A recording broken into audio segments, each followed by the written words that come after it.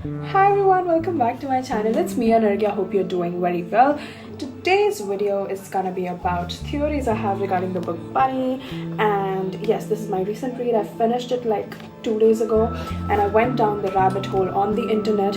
I have some theories of my own, some things that I figured out, and a lot of things from Reddit, Google. So before I start, I would just let you know that not all of these things are my own. Some of them are my own. I paired them with things I found on the internet, and I collected a lot of notes and everything. So I tallied everything, and then I made up some final theories. I came up with 4 theories which might intercross at certain points about what you understand from the book. Some meanings that could be as literal, or some that could be very metaphorical, or some things that are not as straightforwardly shown to us, right? So before we start, if you haven't read this book by now, you know that you have to read it to understand the video that I'm giving, because I won't be going through the story as such, but just to remind you a little, if you read it a long while ago, we have our main character Samantha. So Samantha Heather is basically our main character, who is studying in Warren University, and she's studying the course of creative writing, or writing, just something like that, right? And she is surrounded by this group of 4 girls who call each other Bunny, and that's where the name comes from. And also they are very elite, very high class people, and very rich. They just are very ultra feminine and very at certain points infantilized.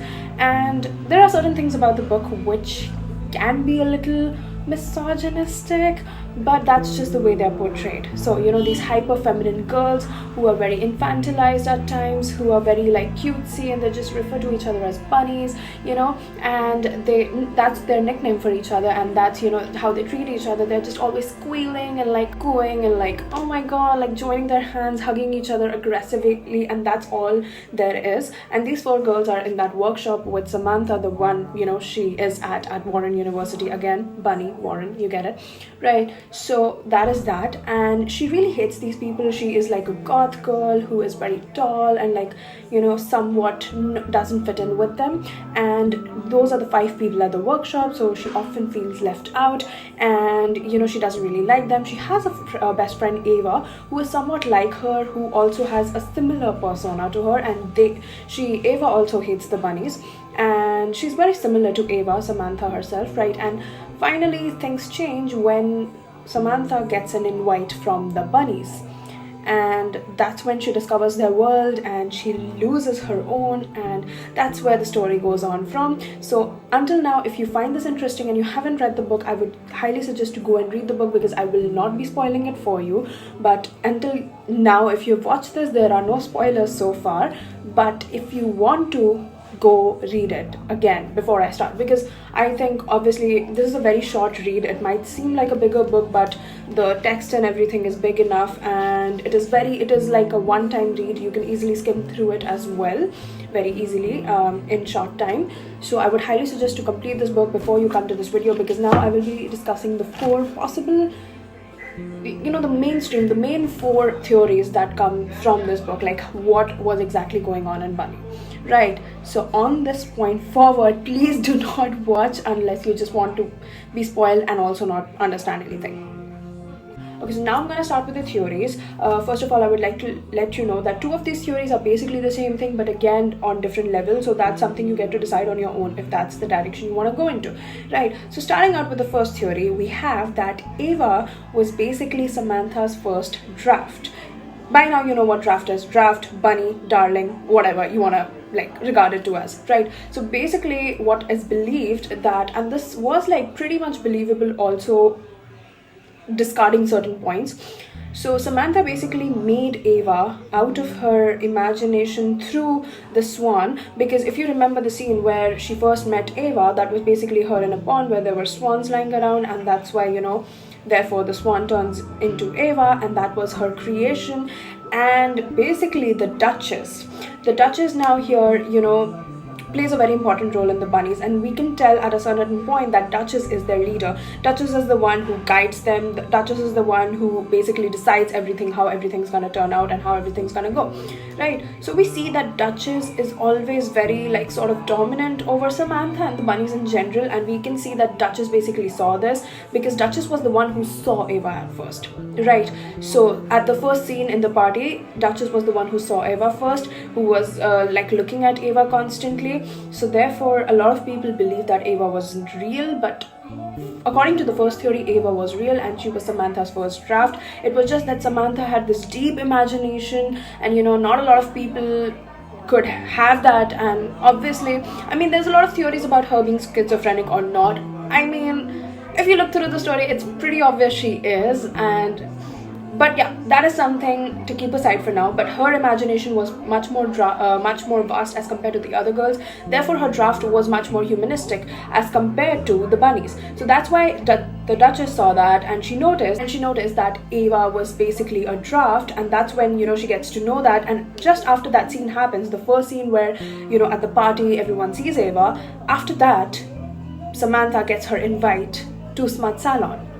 And on top of that, if you notice, the invitation is in the form of a swan also. Like, it's folded in the form of a swan. You can literally go back to the second, third chapter and look at it. And that is a very specific sign that I missed at first while I was going through the Reddit posts, and I was like, damn, yeah, that was so true. And at that point, they made it feel like it was something very specific. The shape of the invite to be a swan seemed something very specific, but you couldn't really pin down why, and now you can. Right. And also it's believed that's why like later on when she creates Max was her second draft, and that's why they wanted Samantha to be in their group. That's why they invited her, and that's why you could always tell that Samantha was never a part of the inner circle. There was something else going on in the inner circle that Samantha was never quite in on. And later on at the end, when she finally does the ritual and everything whatever is required, and she creates Max out of it, again a very realistic draft, right? And that's why Max ends up with Ava, because both of those are her creations, and when Ava dies, she basically turns into a swan and whatnot. Okay, so my grandma was watching television and she had music on, so I obviously cannot use this clip, so I'm really sorry, but you would have to hear me voiceover. So I'm talking about the part where Sam basically tells Ava about Max and who he is. You observe that Ava's expressions change and her face sort of shifts, and it's like after that when she starts losing her mind. Because if we go on with this theory, that would basically mean that that's when Ava realizes that she's a draft too. Until this point, she very much believed that she was real, but we know the part where bunnies, they never had to be questioned about themselves or who they were or their origins or anything like that. That's the moment when they would burst up or something else would happen and they would die eventually. And Ava also dies right after that moment. So that's another thing that sort of supports this, right? Because when she tells her about Max, that's how Ava also realizes that she's not real. And I mean, there's obviously a lot of different layers to this, about, for example, Samantha being schizophrenic, which she obviously was. There's a lot of people who don't believe in it, but there has been scenes, and pretty much like it is pretty clear that she was, specifically the scene on the bus about the lady with schizophrenia taking off things, and if you read it, and also the flashbacks from her childhood, which were never clear. They were always very blurry, and they just talked about Samantha's imagination getting out of hand, which was something that doctors were always concerned about. And the worst part about Bunny is that, of course, the actual, translation to the story would be a combination of all these theories, but in different ratios and proportions. So we never really know what exactly happened, because none of it completely makes sense. Okay, so basically during editing is when I realized that my grandmother's TV was on the entire time, and there were lots of songs playing in the background. So basically I can't be giving you this, and I don't have the capacity to shoot this again because my phone is running out of storage and I have to buy a new one. Okay, everything aside, I'll just voice it over. So basically that was the first theory, where Samantha couldn't differentiate between the real world and the bunny world. So it's like That's what was being talked about, where, the artist's world ends and where the real world begins. That's basically the whole argument here. The second theory basically talks about how Ava was just schizophrenic and it was all her imagination. The swan, she just imagined that to be Ava, her friend, and that's basically it. There were certain moments where you did imagine Ava to not be real, but there were certain moments where it was sort of confirmed that Ava should be real. For example, like Jonah, when he saw her and he referred to her as, Samantha's friend. But the funny part here is that even Jonah, for now, we are not sure if he's real or not. Like through the book, although at the end of the book, the author definitely gave us sort of an explanation as to when Samantha was talking to Jonah, that, that he looks real, his eyes don't change color and all. But after that, in the end, when she's talking to him, she basically, like, there's this line which says, I look to the mud and say, you can come along with me if you want. So it's like basically still open for interpretation, and we don't really know what's happening. And my mom just tried to sneak in if you didn't see that. But yeah, that was basically it, and that made me forget what I had to say. But that's basically it for the second theory. And there were a lot of things that obviously support this, specifically, the schizophrenic scene where the lady on the bus is taking her schizophrenic test, and the most important part being that if that theory is true, which it should be, then it's basically that the bunny, this book, okay, the bunny is basically her thesis. It's her life. We're seeing the life through her perspective. It's her way of looking at the life, how a schizophrenic person would view the life.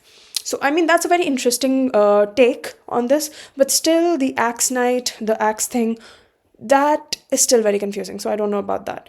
And my words don't match what I'm saying. I could have missed a point or two, but that's basically it. Another thing that sort of supports this theory is that none of her work was ever shown to us. Her thesis was never shown to us. We did not know what she was writing about. And also, when she submits her thesis, the lion or whatever the teacher's name was, they kind of say that her work is unexpected. This was something out of pocket, something they were not expecting. And it was kind of strange. They had a strange reaction to it. So that also sort of makes sense, because the bunny story being her thesis, so it's like real life but different.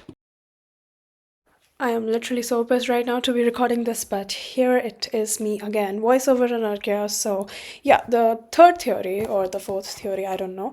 But the last theory basically is that Ava was real until the point she left the diner. The scene where, they both meet at the diner, they're having that talk, and Ava tells, Samantha that she's gonna leave town. She's gonna leave town and she's leaving, and then she talks with the Duchess, because that was again another scene that was sort of considered in against the fact that Ava was not real, because in that scene they basically communicate, but after that Ava leaves and is never seen again, or so we think, right? And after that, basically, the theory just suggests that, Samantha just went on to live in Ava's home, which was probably abandoned. She was living there alone, and that's why, she had no point of time. Because before that, they used to go to tango class, they did make appearances in the public, and it was sort of believable that Ava would be there. It was once the disappearing acts started, and it was all just very mysterious for no reason. That's when we start questioning more about Ava.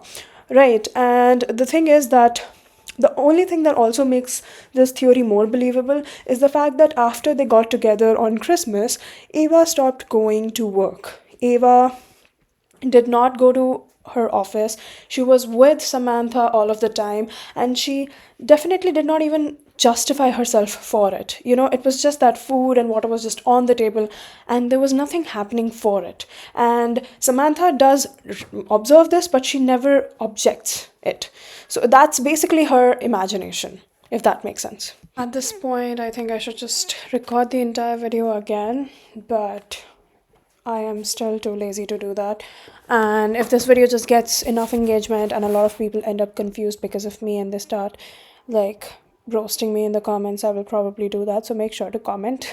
So basically, this last clipping of me is just me telling you guys that I personally believe more in the draft theory, because, like, let's just not complicate it too much. Bunny is not the kind of book you just sit there and, like, sort of, try to make sense of while you're reading it. Like, if you try to, like, for example, if you're into textual analysis or something like that, and Bunny is the book you pick for it, then unlucky you, but your brain would be effed up. And basically, like, from what I can see, the book is just about, like, that magic realism or gothic realism, and it's a satire based on dark academia. So if Mean Girls and, what was that name again? Secret History had an illegal child, Bunny would be it. So that's the crux from my side. And of course, like, even the one point I forgot, even the fact that Ava used to wear those fur mesh, sorry, not fur, but mesh gloves all the time, that also makes a lot of sense why she would be one of those bunnies. And that's why, like, she was much more realistic than the other bunnies, and that's why the Duchess wanted to sort of get Samantha in their group, and that's why they were always mean to her, but still she was there. But that's pretty much it, I guess. I know this video is very messed up. There is not proper articulation. Obviously, the voiceover sort of messing up further with the viewing experience, and I am really sorry for that, but I hope to please next time. So until next time, bye bye.